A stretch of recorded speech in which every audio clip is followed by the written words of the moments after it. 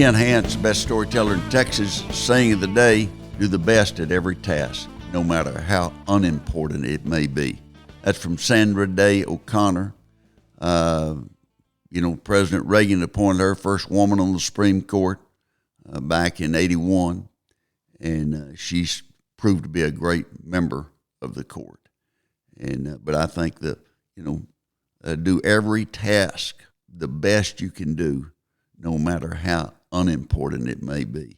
We're creatures of habit. You get in the habit of doing something well, it pays off in every little thing you do. Today we're going to be talking about several things. One, Lady Godiva and how that affected history. We've all heard Lady Godiva rode the horse naked through the streets of Coventry, England, about 90 miles west of London. And so that's, we're going to talk about that. One thing I wanted to mention, yesterday, the price of stamps went from 63 cents to 66. So since 2019, it's gone up, over 30%. And so it's been a huge problem. If you look at the competitors, FedEx, UPS, so many competitors out there, and the U.S. Mail has a trouble. They lost. They're going to lose $1 billion this year. Last year they lost $1.5 billion, and so they struggle. And whether they're going to make it or not, if there's going to be room from them in the mail delivery business is to be seen. And so many people that used to advertise through mail, they now go to email, and it's cheap, and they can do it faster that way. So the jury's out on that. And the next few years are going to be really important. As I said at the first, we're going to talk about Lady Godiva. Lady Godiva was married to the Earl of Marseille. And it's a French name, but it's an English town.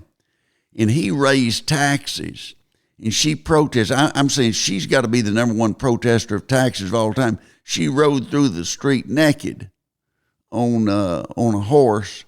My old friend Snake Adams used to say, if I'd been there, it'd been my luck, I'd have been on the wrong side. She was riding side saddle.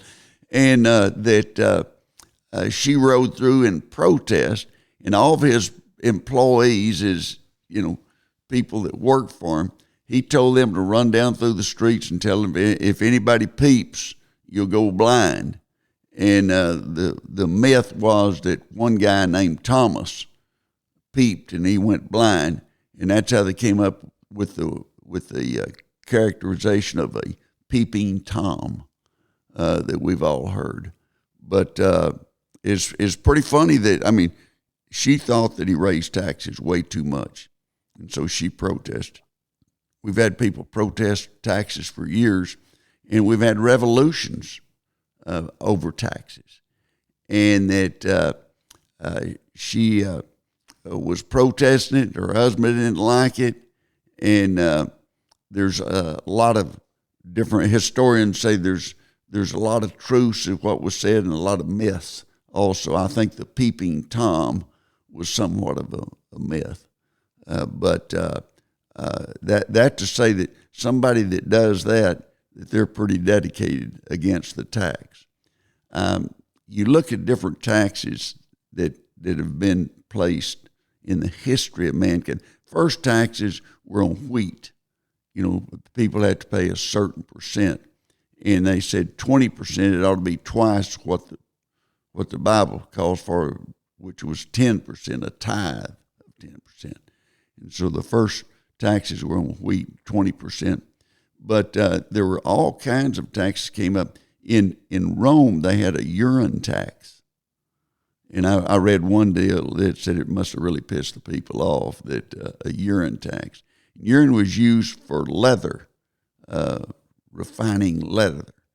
And it was, people were selling it. And Nero made them pay a tax on it.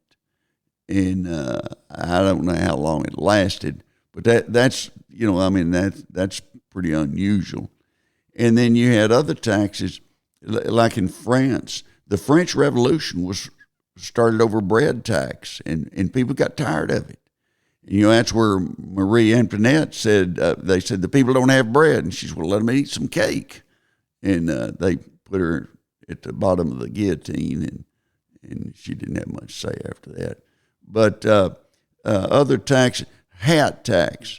In Britain, they had a hat tax, and the more hats you had, the more money you had, so more you could pay. And a window tax. And they had a window tax that was designed to people who had big houses, a lot of windows, then they had to pay more of a tax. And then they found that some of the people would board up their windows after that, and that wouldn't get enough sunshine. And so it was counterproductive. There were some others that, one of my favorites, this sounded like it ought to come out of California or New York, the fat tax. And it was in Egypt, and it was cooking oil. And they put a tax on cooking oil and see if people, would pay that. And they did for a while. In the Middle Ages, they had the soap tax. And then in the French, they had the bread tax, but they also had a salt tax. And salt was, the people, the Dutch merchants that sold salt got rich back during that time. And that salt was used to preserve meat. It was used to make food taste better. And that the big salt tax, bread tax, and the French got tired of it and started the French Revolution. And that was huge. The British had a tax that was called the coward tax. And if you were drafted into the military, you could pay a certain tax and you didn't have to go. And people got mad about that, and they protested, and the result was the Magna Carta. And so taxes have brought about revolutions, brought about the Magna Carta. A lot of our independence and freedom today go back to taxes. Tax revolution in the 70s in California swept the country. And that's the last time anything conservative came out of California. But they cut taxes, cut them dramatically because property taxes were getting so high. I also had in Great Britain a knowledge tax, and that was on newspapers. And newspapers wrote against it and everything, and finally the politicians gave up on that one. They also had a clock tax. They were trying to tax things that would hit the high-income people, but not so hard they'd complain that much about it. So that's the reason you had the clock tax and the hat tax. And the tax collector have to go house to house, see how many hats you got or how many clocks you got. That got very difficult to enforce. The income tax approved after 1900 in the nation. And at one time, the income tax in Texas, there was never an income tax in Texas, but the federal income tax in all the states one time got to 94%. Reagan cut it back to 50%. And then later it was cut back by Bush and by Trump. And they cut back the corporate tax as well. Corporate tax at one time was 50%. And it's a lot less now, down in the 30s, where the individual tax is now with other Social Security and everything on it, it's around 38 to 40%. Still pretty high, but nothing like 94. Can you imagine if you made $100, 94 had to go to the government? And people were tired of that. And John F. Kennedy, when he was president, he was the one that cut the biggest cut from 94 back to the lower 70s. And Kennedy, you look at the biggest tax cutters in the history of the nation, and that would be Kennedy, Reagan, George W. Bush, Trump. And the biggest tax raisers, you have to go back to Lincoln. And Lincoln had to raise taxes to help pay for the war, the Civil War. and he had a lot of increases during that period of time. If we had a chance, no one, Russell Long, who was chairman of the Finance Committee in the Senate, he used to tell the story that people on taxes, they say, don't tax me, don't tax you, tax the guy behind the tree that we can't see. He said they didn't really even want to see the guy who's going to get taxed a lot, but they sure didn't want to be that person. And this is April 15th. I'm always surprised if people say, well, the government sent me some money back. That's your money.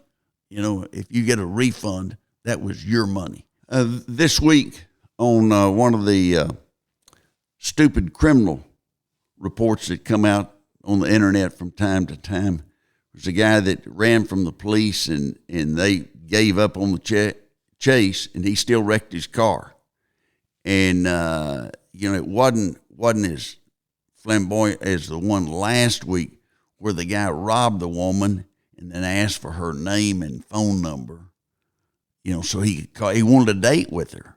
She must have been attractive, and he gave her his number.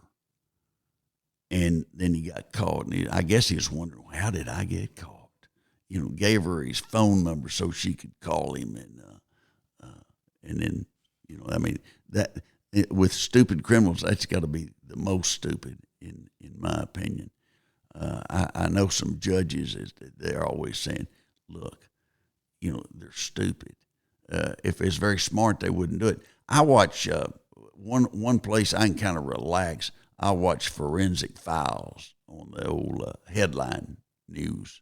And, with science the way it is in this day and time, I don't understand why those people don't realize they're going to get caught, that they're going to leave evidence. With the science the way it is, they're going to take that evidence and they're going to find out exactly who did what, and they're going to get caught and get prosecuted and go to prison for a long period of time. But I watch those, and there's always something new, and you think, what were those people thinking? And they weren't. If they'd thought about it, they wouldn't have done it. And that the plots they come up with to try to get out of it are just, beyond stupid. That and they it's just like they can't believe they got caught, and they did. I saw this week the video that you're talking about, Sandy, and a guy goes in a nail shop that's Vietnamese and said, give me your money, and had a gun. They just didn't move or anything. They just, they didn't understand his English. They didn't know what he was saying, and finally he just gave up and left. There was a high-ranking Texas official back about 30 years ago that was Goff's hamburger stand west of Highland Park. They had great hamburgers. And he had sneaked away from security so he'd go there and buy a hamburger, and his wife wouldn't know about it. And he got over there, and somebody came in, and he was hard of hearing, and they held the place up, told everybody to get on the floor, and he didn't. He just kept eating. And they just, what the hell with the old man. And they robbed the cash register and everything, left, and he was still, when police came running, and he looked around and said, what's going on? They said, well, there's been a holdup, and he was a witness to a holdup that he didn't watch. In our science area, some Harvard researchers found what they think could be an alien spaceship or a meteorite in the Pacific Ocean, and that they're researching that. Also, that the Chinese are trying to come up with a bag that's edible. In other words, you could have a bag of Fritos and eat the Fritos, then eat the bag, and I guess that'll sell. I'd be a little reluctant to know where all that bag had been during a period of time. The one thing I love about this country and about the world, when there is a problem out there, there's always someone trying to come up with a solution, and they do so many times. They'll find solutions before the government can decide what the solution should be and mess it up. And that's one of the reasons that for Texas, meeting the legislative process 140 days every 2 years, a lot of problems solve themselves before you get back in session.